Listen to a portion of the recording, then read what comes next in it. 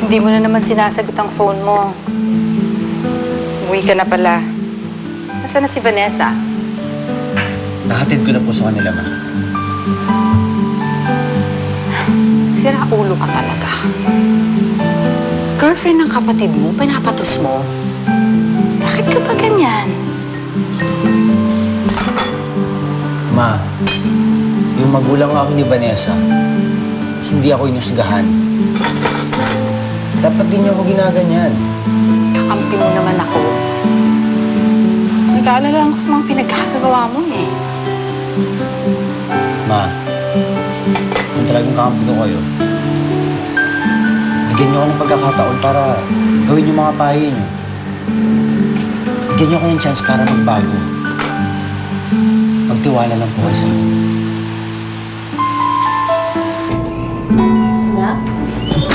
Po? Gising ka na? O aalis muna ako sandali ha? Mamamalengke ako. Kasi kailangan natin may stock na pagkain dito sa bahay dahil bukas babalik na ako sa trabaho. O, yung gamot mo ha? Huwag mong kakalimutang inumin ha? Pahinga ka lang dito. At saka nga pala, simula ngayon, dito na titirang ninang Becky mo para meron akong katulong sa pag-aalaga sa'yo.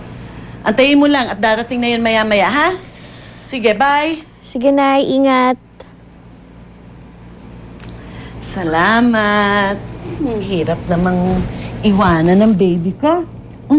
Gusto mo ba na hintayin ko na lang ang ninang mo bago ako umalis? Ay, naku, Nay. Wag na ho. Baka tanghalian pa ho kayo eh. Okay na ho ako, Nay. O, sige. Bye-bye. Bye-bye po. Huwag ka magpapagod, ha? Opo.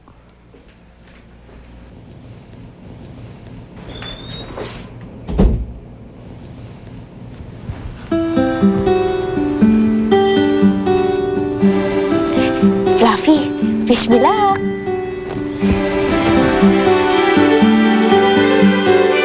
Sure ka? Okay na kayo ng mommy mo? Sana.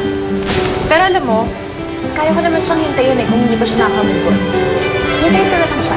Wow, parang mag-boyfriend lang Eh, ganun talaga. May nagsabi sa akin na pag kumahal mo yung isang tao, maghihintay ka kahit gano'ng katagal. And you know what? I think nagpe-pay off na yung paghihintay ko dun sa isa pa. Ha? Kanino? Kay Prince, malamang. Nagiging close na kami. How close?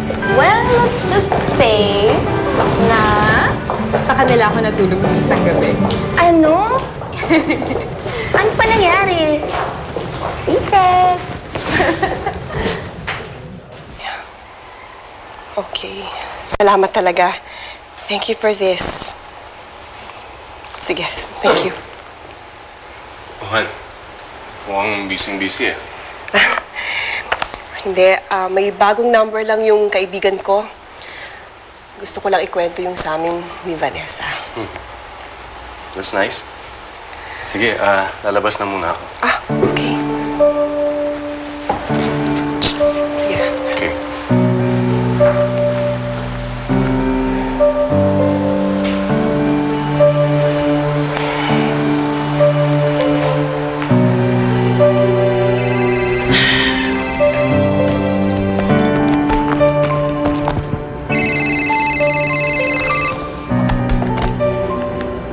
Hello? Zenny? Si Roxanne ito. Roxanne, napatawag ka. Paano mo nalaman yung number ko? Tinanong ko sa kaibigan kong doktor sa hospital. Zenny, alam kong nag-usap na tayo kahapon. I'm so sorry sa mga nasabi ko. Alam ko naman na kailanman ay hindi mo magiging anak si Angeline. Pero gusto ko pa rin kayong maging kaibigan ni Lyra. Total, marami na rin naman akong naitulong sa inyo. Oo naman. Oo naman, Roxanne. Hindi ko naman nakakalimutan na malaki ang naitulong ninyo sa amin. At saka, okay lang. Okay lang naman na maging magkakaibigan tayo. Salamat, Zenny. Nandyan ba si Lyra? Gising na ba siya? May gusto sana akong sabihin sa kanya. Wala dito si Lyra. O sige, Roxanne, kakauwi ko lang din eh. May